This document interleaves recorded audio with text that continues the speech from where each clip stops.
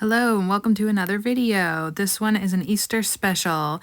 I created this illustration of the small hero little PJ, and here's the basic sketch. This is my kind of thumbnail just to show you what I usually do. And then once I have it planned out, I can go and make the bigger illustration. And what I wanted for this was for it to be just kind of a simple, just because it's an Easter special thing. I just wanted to have fun with it.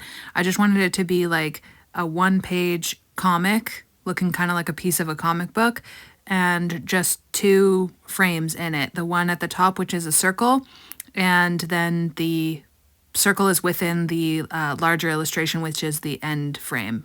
I hope that makes sense.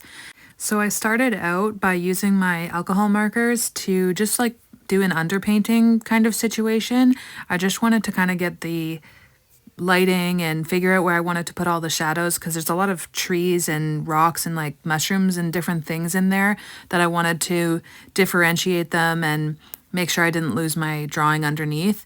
And I wasn't really sure at this point what I was going to be doing. I really just knew that I wanted this light to be shining on the Fabergé egg that she is about to steal. Nobody's perfect. Normally with a busy illustration like this, I would have done a color comp and kind of planned it out and thought harder about it, but because I wanted to make the video come out for Easter, I only had so much time. So this is where it kind of went a little bit awry, but in a good way. I was just like, okay, well, I'm into using these acrylic markers right now. I got them from Arrtx, and is that how you say it? I don't know. And I really enjoyed using them. So I was like, well, let me try and do a comic kind of thing. And then we ended up here. And I don't know how I got there, because it completely changed from the start to what it looks like now. And I think it worked out really well, but it was just, yeah, I still don't know how it happened. It got a lot more purple than I was intending.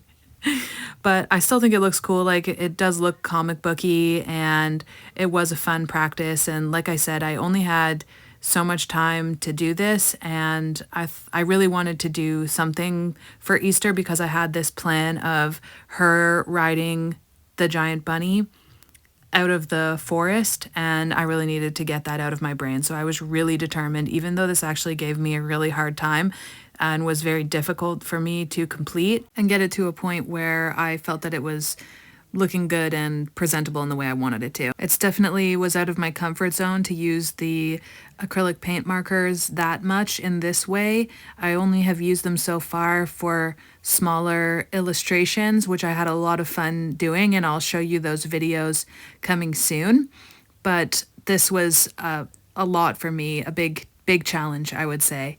I did enjoy doing the moss on the trees, though. That was really fun. I always like doing moss and like grassy kind of stuff with these markers, because it's just so easy and so fun.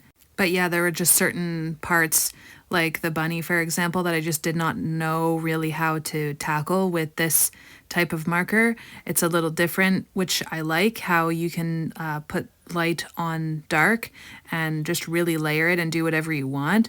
So that was just, I just didn't know how to do some of the stuff. I haven't worked with them for long enough for me to know that. So I was really scared at a lot of the points. Anyways, so after I was done all of the painting portion, I like to call it painting because I never paint, and I figure now I'm a painter because I used paint markers. Anyway, so now I used my Muji pen.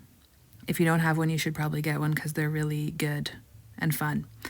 And I just decided to just do some lines and sort of whatever really small details I couldn't get with the markers, I was going to do this with black ink. Again, kind of leaning like really into the comic sort of style.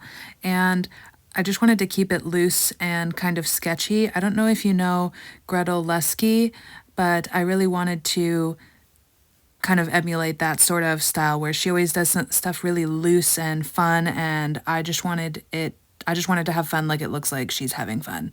So this right now I'm doing the pedestal that the Fabergé egg sits on in the cave, and that was my most favorite part to do, I think, because it was one of the only things I don't feel that I messed up.